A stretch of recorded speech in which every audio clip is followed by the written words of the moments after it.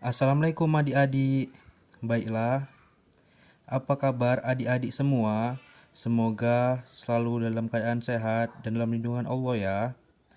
Pada materi minggu lalu, kita sudah mempelajari tentang fungsi tumbuhan. Pada materi kelas 5, tema 1, subtema 1, pembelajaran 1. Pada video kali ini kita akan mempelajari tentang fotosintesis pada tumbuhan. Ya, apakah adik-adik tahu sekarang kita ada di mana? Ya, betul. Kita sekarang ada di hutan. Banyak sekali hewan, tumbuhan, dan spesies lainnya yang ada di hutan. Apakah adik-adik tahu Indonesia mempunyai banyak sekali hutan?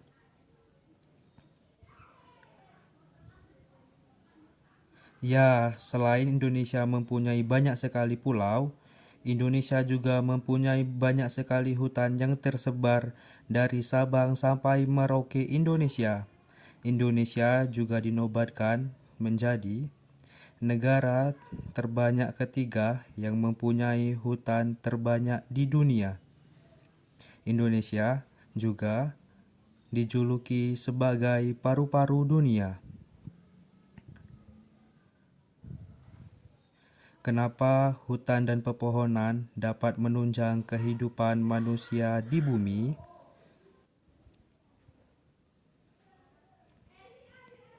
Ada yang tahu nggak adik-adik? Untuk menjawab soal itu, marilah kita bersama-sama mempelajari tentang fotosintesis pada tumbuhan. Tentunya, tumbuhan tidak dapat makan seperti manusia. Contohnya makan bakso, makan soto, dan makan pizza dan kalian sukai semua. Tumbuhan memiliki sistem pencernaan yang tidak sama dengan hewan yang memiliki mata, rambut, dan yang lain-lainnya.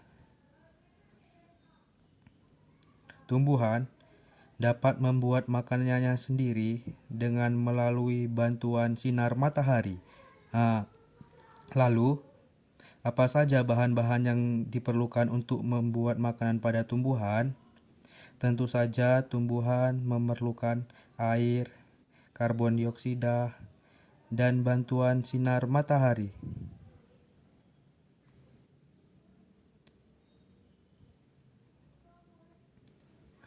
Akar pada tumbuhan berfungsi untuk menyerap air dan mineral yang diangkut oleh batang yang ditujukan ke daun untuk proses fotosintesis. Pada daun inilah terjadi proses pemasakan makanan pada tumbuhan, yang terdapat karbon dioksida yang sangat penting dalam proses pemasakan makanan yang dikeluarkan oleh manusia dan hewan yang diserap oleh pori-pori pada tumbuhan. Pori-pori tumbuhan ini terletak di bawah daun yang disebut stomata. Di dalam daun terdapat zat hijau daun yang disebut dengan klorofil yang berfungsi untuk menangkap sinar matahari dan menjadikannya sebagai gula dan oksigen. Itulah yang disebut proses fotosintesis. Nah, adik-adik, barusan kan kita sudah mempelajari tentang fotosintesis. Kami berharap adik-adik dapat memahami pembelajaran ini dan mengetahui apa itu fotosintesis pada tumbuhan. Perlu kita ketahui, makhluk hidup memerlukan makanan agar tidak merasa kelaparan. Hewan akan bergerak mencari mangsa jika merasa lapar, sedangkan manusia akan memasak atau membeli makanan jika merasa lapar.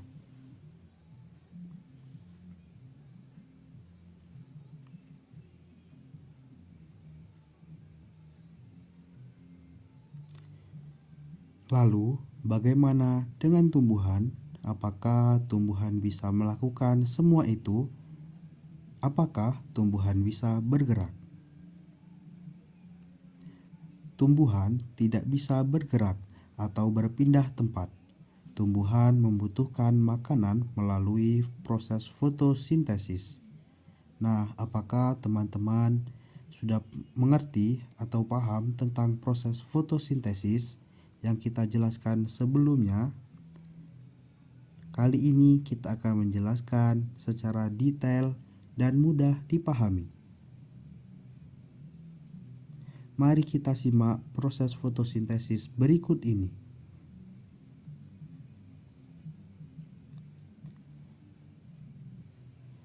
Dalam fotosintesis, tumbuhan memerlukan cahaya matahari. Energi cahaya dari matahari diserap oleh daun. Bisa kalian lihat pada gambar tersebut. Kemudian pada daun terdapat bahan spesial yang bernama klorofil. Bahan ini yang menangkap cahaya matahari untuk memulai proses fotosintesis.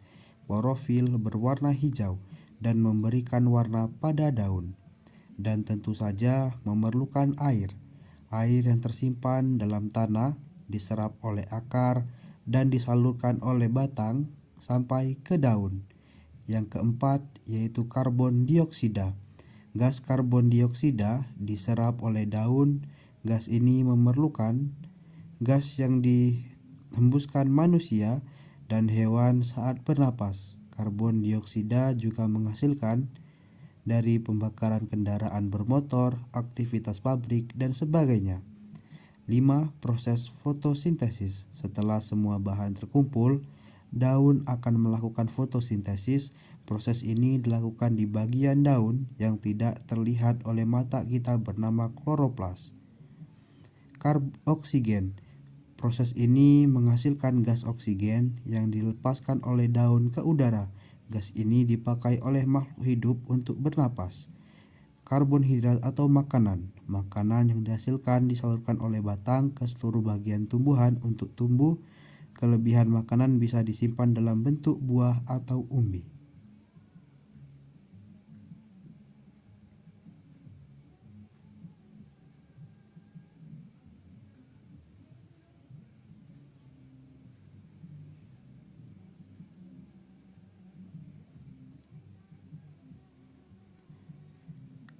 Nah, ada pula bahan proses untuk fotosintesis. Yang pertama yaitu ada cahaya matahari. Yang kedua ada air. Yang ketiga ada karbon dioksida.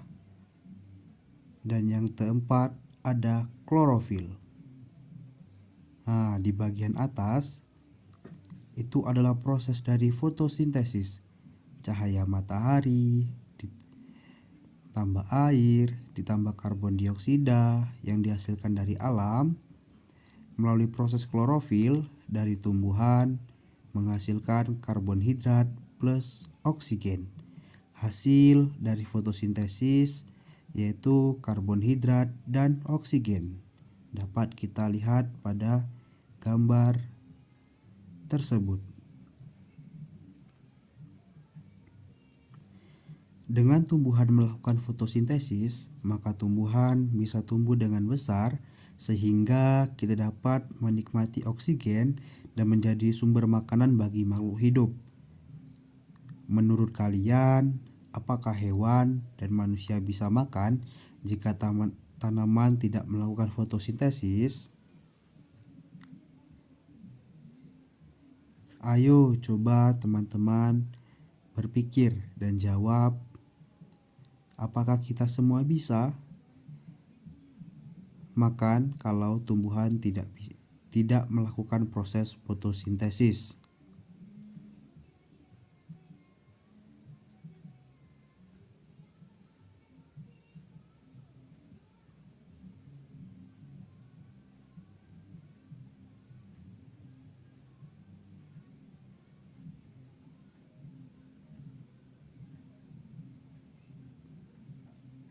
Apa yang sudah kita pelajari? Nah, yang pertama yaitu fotosintesis adalah proses menghasilkan makanan yang dilakukan oleh tumbuhan. Yang kedua, tumbuhan di darat dan di laut berfotosintesis. Yang ketiga, untuk berfotosintesis, tumbuhan memerlukan matahari, air, karbon dioksida, dan klorofil. Hasil dari fotosintesis adalah karbonhidrat dan oksigen. 5 sumber makanan di bumi dan di udara untuk bernapas dihasilkan dari proses fotosintesis.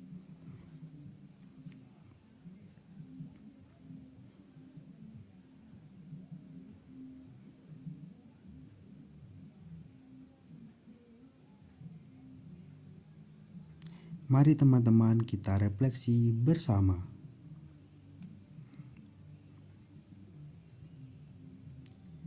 Nah, di sini ada soal latihan.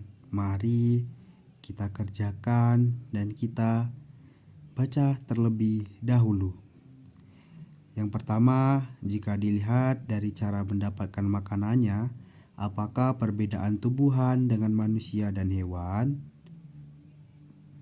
Yang kedua, apa yang dibutuhkan tanaman untuk memerlukan proses fotosintesis? Yang ketiga, apa yang dihasilkan dari proses fotosintesis? Yang keempat, mengapa proses fotosintesis adalah proses yang sangat penting? Yang kelima, sikap apa yang perlu kita lakukan terhadap tumbuhan setelah kalian mempelajari topik ini? Yang terakhir, apa yang terjadi jika tidak ada tumbuhan di muka bumi ini? Ayo coba teman-teman sekalian jawab ya soal yang sudah Bapak berikan ini. Selamat bekerja dan selamat menjawab soal. Mungkin video Bapak cuma sampai di sini. Bapak akhiri dan sampai bertemu di pertemuan selanjutnya. Selamat bekerja adik-adik. Wassalamualaikum warahmatullahi wabarakatuh.